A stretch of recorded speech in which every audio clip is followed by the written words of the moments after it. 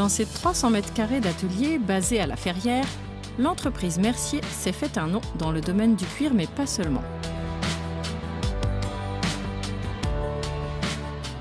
Experts en façonnage des matériaux souples, les 7 salariés s'appliquent chaque jour à travailler sur des produits très variés. Les 500 000 € de chiffre d'affaires se répartissent à 25% pour l'ameublement et 75% pour l'agencement. Nous sommes accueillis par le gérant François Bioret. Bonjour François Bioret. Bonjour. Merci de nous accueillir dans votre entreprise. Bienvenue. Donc merci, l'entreprise Mercier. C'est ça. Alors Mercier, comment on peut définir finalement l'entreprise? Parce que vous avez un panel assez large finalement. Tout à fait. Alors historiquement, la sellerie Mercier, donc sellerie, donc à l'origine, c'est un matériau qui est le cuir. Oui. Qui est historique dans la famille Mercier depuis 3 générations maintenant. Oui, 1931, je voyais la création de la cordonnerie au départ. C'est ça, donc cordonnerie ambulante en milieu rural, dans la Vendée profonde, donc à Boulogne, pour être très précis. Donc c'est Ernest Mercier qui a créé et qui a lancé en tout cas cette activité d'artisan indépendant en 1931. Et aujourd'hui, finalement, vous avez complètement abandonné le métier d'origine de cordonnier. Oui, vous n'êtes pas cordonnier. Non. On ne fait plus du tout de cordonnerie, ni même de maroquinerie, même si on a essayé de faire perdurer un petit peu l'aventure, mais de nos jours, c'est très compliqué. Non, on a pris le choix au début des années 2000. Enfin, monsieur et madame Mercier, au début des années 2000, ont fermé la boutique avec pignon sur rue pour s'installer en SARL, revenir à La Ferrière, le petit bourg d'origine. Donc il n'y a plus de magasins maintenant. Il n'y a plus de magasins. Il y a eu un premier atelier à La Ferrière. La croissance a continué à être d'actualité sur le domaine du meuble. Alors à l'époque, c'était uniquement de la sous-traitance pour des fabricants de meubles, donc c'était du travail de série, de la petite série avec des commandes à la semaine, mais tout le temps les mêmes produits. Et en l'occurrence, toujours sur le cuir, uniquement toujours sur le cuir. Et en l'occurrence, c'était pour la grande enseigne bien connue des Français et même à l'étranger, qui est Roche-Beaubois. D'accord. Et donc ça, c'était la réalité quand moi j'ai repris l'entreprise. Donc là, je fais ma 9e année en tant que gérant. Ça représentait à cette époque-là 95% de notre chiffre. Donc du mobilier de série et formaté. Ça a beaucoup évolué du coup. Et aujourd'hui, on est sorti de la série, je veux dire, par la force de la nécessité. Les marchés se sont tendus, les rythmes sont effrénés. Et du coup, vous avez diversifié l'activité. On a diversifié l'activité vers les métiers de l'agencement. Donc le parti pris a été de rester très ciblé et très lisible sur l'activité autour du mobilier, de la décoration et du design. Par contre, vous ne travaillez plus que le cuir maintenant. C'est-à-dire que vous travaillez d'autres matières. C'est ça, par la demande de nos clients.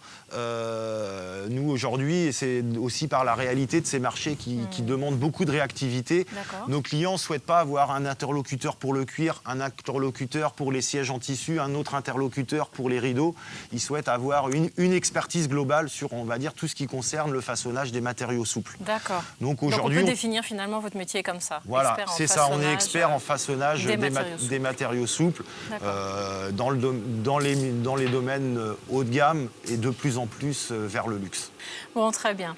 Alors, je vais aller voir peut-être Bernadette Royer, qui est la chef d'atelier, pour en savoir un petit peu plus sur le processus de fabrication. Merci, je vous retrouve tout à l'heure. Merci beaucoup.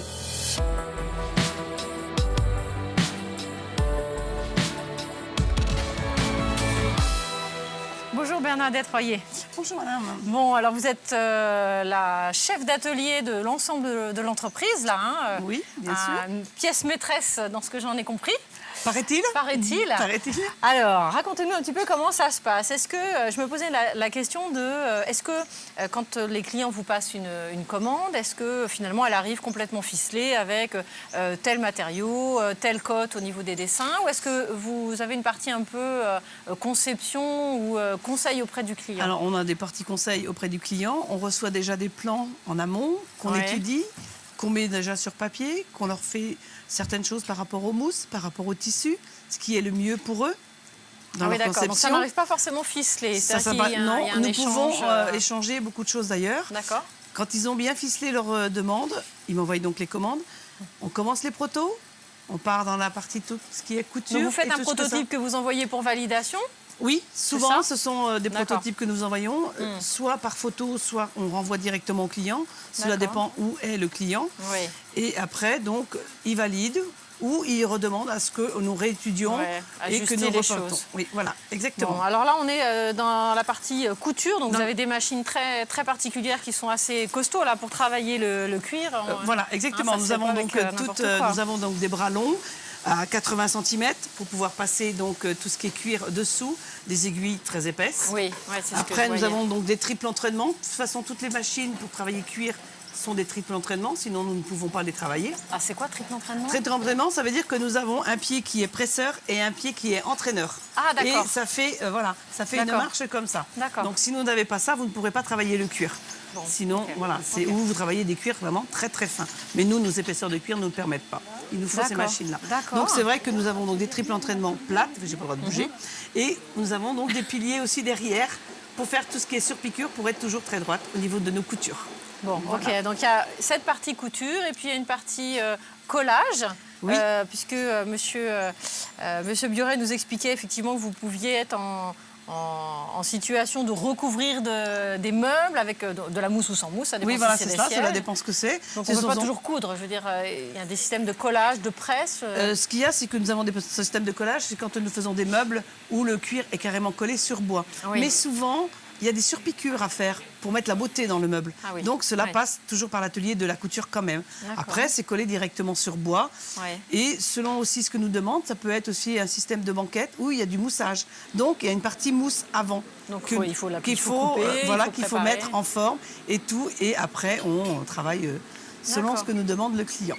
Bon, vous avez du coup un métier très varié finalement. Oui. À la fois dans les matériaux, dans les Voilà, formes. exactement, parce que nous avons le cuir, nous avons donc aussi tout ce qui est simili, donc PVC, choses comme ça, d'accord. et tout ce qui est donc aussi tissu., Cela dépend des tissus, vous avez des velours, des Triviera, des tas de choses comme ça. D'accord. Donc vous avez une panelle énorme D'accord. de matière. Bon, alors admettons que je sois un agenceur, je vous commande un fauteuil X ou Y, nous tombons d'accord sur le plan. Oui. Combien de temps il faut pour finalement, quand le fauteuil arrive nu, jusqu'à au départ en livraison, est-ce qu'il faut 2 heures, est-ce qu'il faut 2 jours? Oh non, Comment ça se passe il faut du temps, énormément du de temps. temps. Parce que l'étude est très longue, déjà pour mettre les gabarits en place. Ah oui. Si vous avez un meuble où il y a des arrondis dans un fauteuil et des choses comme ça, il faut On en voit bien beaucoup faire des tout. fauteuils club, Voilà, exactement. Donc il faut tout arrondir, il faut mettre ça vraiment propre. D'accord. Donc on fait un gabarit, comme un faux gabarit, avec des PVC. Moi je fais ça. D'accord. Je monte, après je mets sur carton, je coupe. Et le temps que ça passe dans tout l'atelier, vous comptez une journée et demie, 2 jours, sinon pas 3 jours. Cela dépend de la difficulté du travail que nous avons à réaliser. D'accord. Donc tout est finalement à la pièce. Le fournisseur, le matériau, le dessin. Voilà, exactement. Tout d'accord, c'est ce est comme qui ça. fait, Et ce qui l'intérêt. fait que le travail est... On a une grande panoplie à travailler et c'est adorable à faire. Bon, ben C'est oui, ça. je vois ça. Vous avez l'air passionné par votre métier. Ah, moi, je suis très passionnée par mon métier Bon, et je suis en train de le transmettre actuellement dans l'atelier. D'accord. Parce que voilà, Ah, il c'est faut qu'il y ait riche. des jeunes Oui. viennent derrière pour apprendre ce métier qui est magnifique à apprendre. Et il y a un diplôme pour ça? Il y a des diplômes, mais je trouve que c'est sur le terrain que l'on apprend le mieux. Alors, Parce que c'est vrai qu'il y a beaucoup de petites choses que je leur donne en tant que conseil, parce que bon, il y a des années que je pratique, et il y a des petites choses que vous n'apprendrez pas à l'école, mais que vous apprenez sur le terrain, en interne, en entreprise.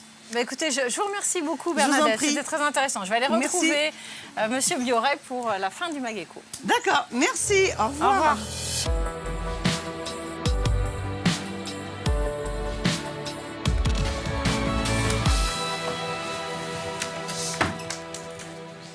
Alors, j'ai fait le point donc avec Bernadette. Oui. Je me posais les questions de finalement la pérennité de l'entreprise. Là, on est sur un format très artisanal Tout à fait. avec du coup, on sent bien les valeurs de savoir-faire là. Très cher à Bernadette, hein, qui nous expliquait qu'elle était en situation de transmettre. Voilà, tout à fait. C'est ça. Alors, je sais par ailleurs que vous êtes labellisé. Oui. entreprise EPV. EPV, Entreprise du patrimoine vivant. Oui. Alors ça consiste en quoi ce label? Donc c'est un label d'État qui met en lumière les savoir-faire artisanaux et ancestraux, ou qui peuvent être aussi sur des innovations technologiques, mais avec un savoir-faire humain très très fort, une valeur ajoutée sur le savoir-faire très très forte. D'accord. Donc ça veut dire que c'est ce qui pourrait être gage de pérennité là, l'entreprise, le fait de militer pour nous, alors, le côté militant, il est pour moi de toute façon obligatoire. Il en va, c'est pas que pour diffuser cette image-là à l'extérieur, même si on a ça chevillé au corps, mais il en va même de la survie de nos métiers. Et il est évident, et j'ai pas entendu précisément ce qu'a pu vous dire Bernadette, mais dans notre contrat entre nous, entre employeur et employé, elle a la responsabilité de la production, bien entendu, mais elle a dans son cahier des charges, et elle le sait, et elle est payée en partie pour aussi faire de la formation en interne. C'est incontournable pour la pérennité, effectivement, de notre entreprise en particulier. Oui. D'accord. Donc l'avenir, finalement, pour vous, c'est des perspectives... C'est un marché qui se porte bien, là? C'est stable? C'est un marché qui je ne sais pas si aujourd'hui il reste des marchés stables. Donc c'est un marché très compliqué, qui demande énormément de réactivité. Alors que justement, on est, comme on disait, sur une notion de savoir-faire. Donc la base du savoir-faire, c'est notamment d'avoir le temps de faire. Donc ça, c'est un peu des paradoxes qu'il faut savoir manier. Donc ça, c'est un vrai enjeu. Ensuite, c'est avoir... le marché, il est existant. Du travail, il y en a. C'est déjà d'être présent, de continuer à exister, de maintenir réellement le savoir-faire. Pas juste le dire ou le montrer dans des belles plaquettes de pub, mais savoir le réaliser aussi. Et ensuite, la notoriété fait le reste, je dirais. C'est comme un restaurant. Un restaurant qui fait de la bonne cuisine, il aura beau avoir une mauvaise vitrine et des mauvaises chaises, il aura tout le temps du monde. Donc vous on essaye d'assembler un peu préserver tout ça. On sait aussi, notamment, peut-être d'où votre présence aujourd'hui, que la communication, le marketing, font aussi. On doit intégrer toutes ces réalités modernes-là pour valoriser justement ce qui est l'essence même de notre travail, qui est le savoir-faire, l'intelligence de la main. Très bien. Je vous remercie beaucoup, Monsieur Biorey. Merci à vous. Bonne fin de journée. Au revoir. Au revoir.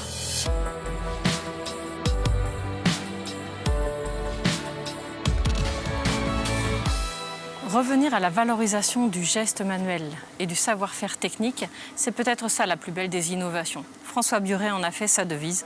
Pour garantir notre avenir, il faut respecter le passé. À méditer. À bientôt pour un prochain Mageco.